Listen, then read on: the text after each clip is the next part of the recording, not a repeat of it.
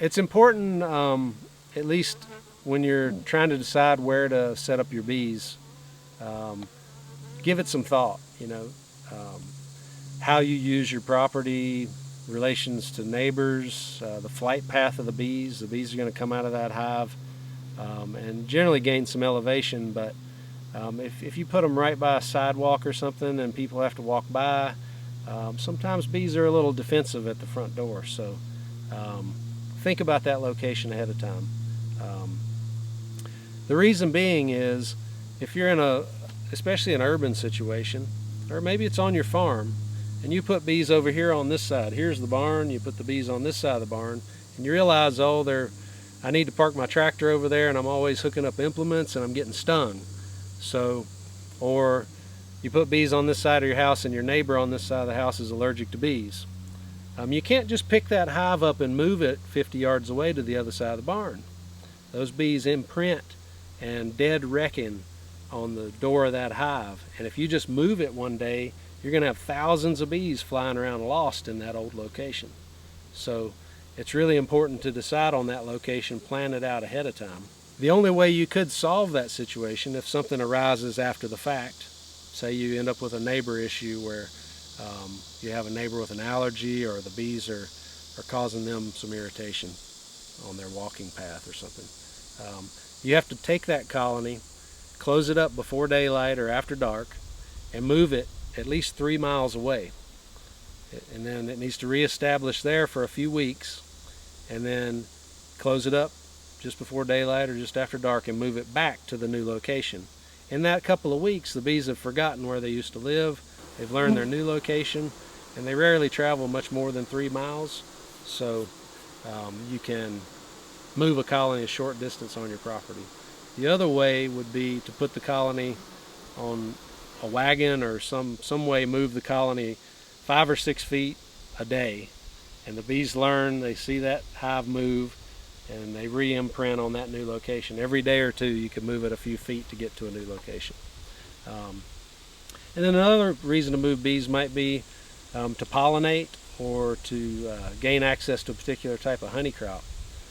If you're trying to do that, which I do often, close bees just before daylight. We ratchet strap the hive together, load 20 or 30 hives on a trailer, and then haul the bees to the new location. You want to get those bees open as quickly as possible. If it's really hot, you want to have ventilated covers so they get a lot of airflow, and get them there before it heats up too much. And then like right now we've got bees in some sourwood locations. That's about over, so we'll be bringing those bees home. And we'll head out of here about 3 o'clock in the morning and get there about an hour before daylight. Start closing hives, relocate the hives back home, get them open and flying as quickly as possible. And so that's more for our benefit than theirs, taking them to those locations to make that surplus honey. But I will say that the bees who get the better honey flow later in the season by making the move tend to be in better shape. They're more invigorated, they've had more young successions of brood, and so those bees tend to do better in the winter by taking them to good food sources. As far as wintering hives here, the things I mentioned before about having a good queen, adequate food in the 50 to 70 pound range, and low pest, parasite, and disease loads, those are your most important things. A honeybee colony, as the weather cools below 50 degrees, it begins to cluster. It tightens that cluster the colder it gets. Those bees have to be in contact with honey to generate heat. So if they don't have food, they die. And it can happen in a matter of minutes, hours. The whole colony perishes at the same time. A complete egalitarian society. Some of them don't say, okay, you young bees go over here and protect the queen, and we'll all go die while you have this little bit of food left. They pass food mouth to mouth to the bitter end until they all perish at once. So starvation is your biggest worry.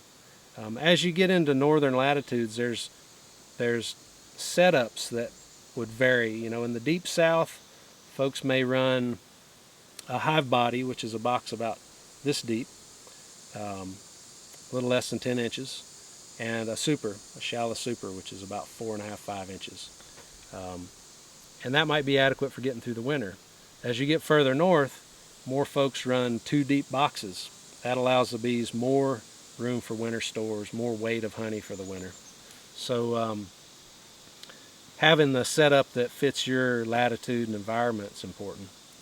And then as you get further north in extreme climates, some folks do wrap the hives. They'll wrap a hive with tar paper, create windbreaks on the north and west side, the prevailing side from where the prevailing winds come. But here I don't do any wrapping. I'm on a mountainside. We've got a bank here that kind of breaks the wind, and I'm in the woods as well. If I have colonies out in an open area, a windbreak's good, and a natural windbreak of bushes or shrubs is probably a lot more practical to maintain. But some folks will stack hay bales or put up a fence panel to break the wind as well. Ventilation is probably as important as windbreaks. I think where some people actually make a mistake in trying to wrap a hive and insulate a hive to protect it from winter, they end up trapping moisture. And bees can survive extreme cold. That cluster I mentioned, they just heat the cluster. They don't heat the whole accommodation. They don't heat the whole hive. And so as they consume food and respirate, moisture condenses on the lid of the hive. And if you don't allow that moisture to move through the hive with some upward ventilation, for instance, a notch in the top of your hive where airflow can move through the hive, moisture builds up. When it gets cool, it rains back down on the bees and soaks the bees. And they can't be wet and cold. But it doesn't matter if it's 102 degrees under a cactus in Arizona or 20 below in North Dakota. Those bees can maintain a 92-degree temperature in that cluster, give or take a degree, as long as they have food and enough bees to do so. If a cluster's sick or weak and gets down to this size, a lot of times it can't maintain those temperatures and it perishes. Obviously, the best feed for your bees is honey. That's what they eat. What you don't really want to do is go and buy honey off the grocery store shelf to feed your bees. The reason being is that honey comes from oftentimes an amalgamation of large commercial beekeepers, and there's a potential of introducing foul brood to your bees through foreign honey.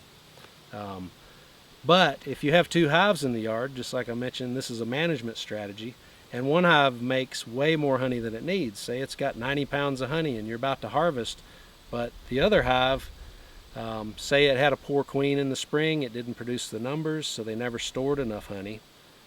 By now you've given it a new queen, or it's raised a new queen, and it's back on top and healthy, but lacking food. Rob from the rich and give to the poor. Go in that strong hive, borrow a few frames of honey or a super honey, and give it to the hive that needs feed. That's your number one way to feed. The second best option, believe it or not, is plain white sugar mixed in a syrup, 1 part water to 1 part sugar. Sucrose is, table sugar is very similar to the structure and sugars in nectar. And so the bees can easily work with it, digest it, ripen it, and store it in the hive for winter. And they winter well on it. Back to what I said though, feeding should be a tool and not a crutch. You don't want to take all their honey and expect them to survive well on sugar syrup. But it's a necessary thing some years. How do you anticipate growth? And I think this is probably one of the common mistakes I see beginners make. They don't realize how quickly a colony can grow, especially a nucleus colony. As brood hatches, I mentioned, the more bees there are, the more brood they can cover, and the more food they can forage for, the more pollen they can bring back. And so as they get a certain number of bees, they grow exponentially. It just happens really fast. So my rule of thumb, if you're running 10 frame equipment, when the bees have made comb on 7 or 8 of those frames, I add the next box. I actually rotate the outer undrawn comb and the drawn comb inside, rotate those on both sides of the box, and add the next box. Same rule there, 7 to 8 frames of drawn comb with either resources, pollen, honey, or brood in there. Rotate the frames on the outer wall, add the next box. And as you can see, you can do that for quite a ways. Hives can get really tall as they produce honey. But if you don't give bees space and time, they begin to put honey into the brood nest as brood hatches, and it triggers the swarm impulse. Swarming is not necessarily a bad thing, but it poses some risks for the parent colony that they may not recover from, which may result in you having to feed a lot later, or get another queen, or it may give pests and disease opportunities to take hold while the colony is trying to recover. So anticipating growth is really important, so that they don't become crowded and start producing swarms, because I guess the old adage, you can't get yesterday's honey tomorrow if you don't give the bees somewhere to put it. And I think it's a bit of a misconception that if there's flowers everywhere that your bees are happy and fine. It takes certain plants to actually produce a surplus of nectar to where bees can grow, stimulate the wax glands so they can draw comb and grow their nest, and then store a surplus for the winter. They can't do this on just, that little patch of daffodils or that patch of mint in your garden. They need massive quantities of resources, and that's where this forest really comes to play. One of the beautiful things about honey from the mountains is most of it's coming from the trees and the woods. It's not coming off of large agriculture in most cases here.